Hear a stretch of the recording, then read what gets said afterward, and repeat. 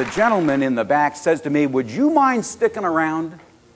I'm the next speaker." Who is Laurence Haughton? I can promise you this. When he's up there and you're in the audience, you want to listen. He gets rolling and the passion just spills out. The conviction. Palpable authenticity. I heard the 4 most powerful words I had ever heard. He said, "You have to have a strategy. You have to have a strategy to outmaneuver the cave people." Well, the light went on. The penny dropped. And I said, I can imagine this. You got these knuckle-dragging, mouth-breathing Neanderthals just grunting and groaning every time you're trying to get something done, and it's impossible to break through. And he said, "Larry, you listen, but you do not hear."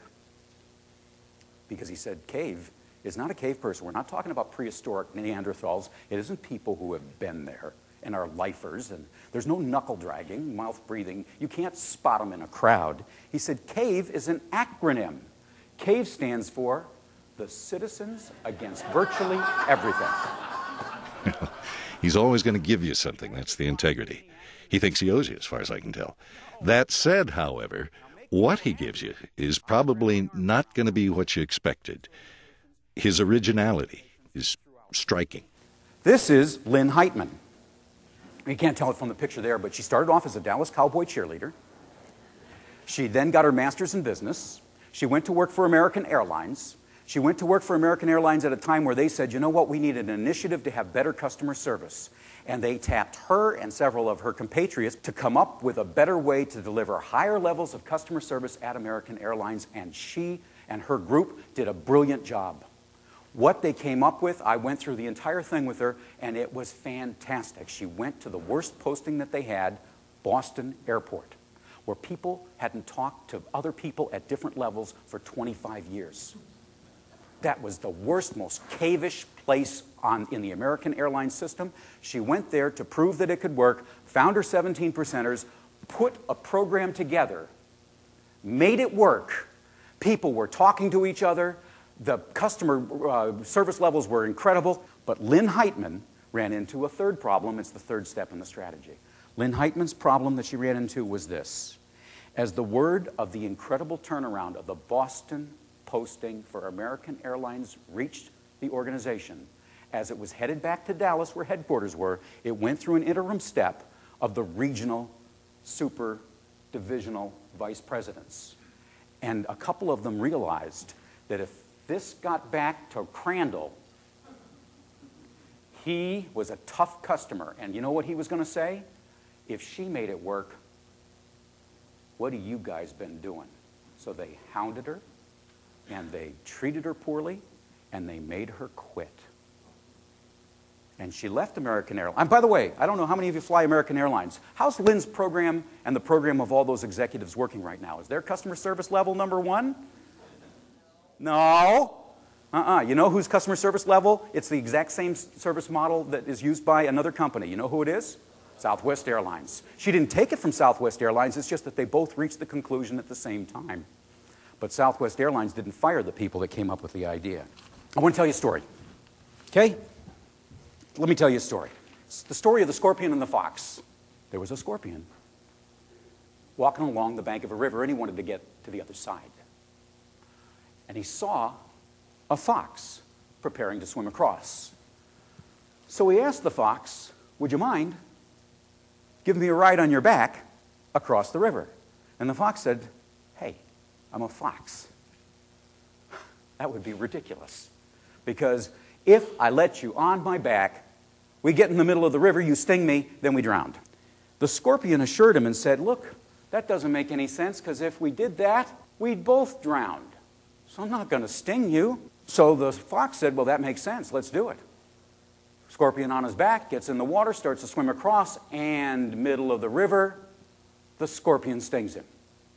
As he felt the venom beginning to work, his muscles freezing, and knowing he was going to die, he turned his head and he said to the scorpion, why'd you do that?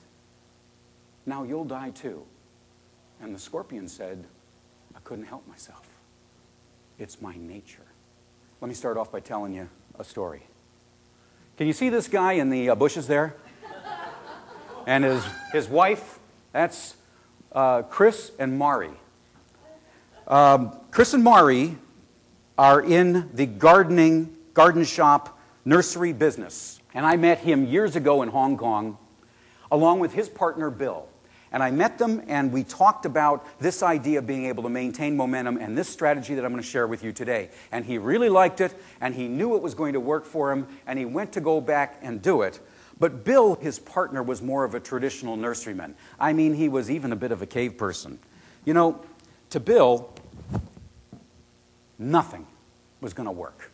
You just had to, just grin and bear it. I mean, life was tough, and then you die. That's Bill. And Chris, as you can tell, is a madman. I mean, he's like a mad scientist. He goes into the thing, he creates hybrids, like a tree that you cannot kill. Now again, we have Mr. Grouchy, and we have Mr. Madman here. They were partners for about 15 years. We met, we talked about this thing, and guess what? They both decided there were irreconcilable differences. And Chris said, I got to get rid of this guy, Bill. It's just not going to work. We just don't see the world the same way. Now, have you ever wanted to get rid of somebody so bad that you'd do anything? You'd give them whatever. What do you want? Well, that's the way this was. Bill knew it, and Bill asked for the better locations, because they had 4, the newer facilities, and more customers. He got the beautiful package, the going-away kiss. He got the big deal. And Chris got the oldest location, the old nursery, and this new strategy to maintain his momentum. You see, in history, all great leaders have had a cause, a belief, a motive, or purpose that gives rise to action. In a world of suffocating sameness, Haughton isn't. And it causes people to persevere through enormous adversity. And it's happened over and over and over again in business organizations and social organizations throughout history, and we just close our eyes to it and don't realize it. We can put it together and make it work. This is the true joy in life. Having a cause. Being used for a purpose recognized by yourself as a mighty one. To be a force of nature. Instead of a feverish, selfish little clod of ailments and grievances, complaining that the world will not devote itself to making you happy. We have a tendency to think that everybody sees the world the way that we see it. We have a tendency to think that everybody sees the world the way that we see it. And here's a little secret for you. Remember I told you about 83% of all people? Who in the room is a glass half full kind of person? All right, because I'm a glass half empty kind of guy, too much. I try to stop, but it's... So I need my glass half full people. Let me ask you, glass half full person, if indeed 83% of all people are sitting on their hands, what does a glass half full person realize in that statistic? What do you see? 70% Bingo! He thinks, and not everybody does. So he's anything but the same. How'd I do? How's the lift? Thank you very much.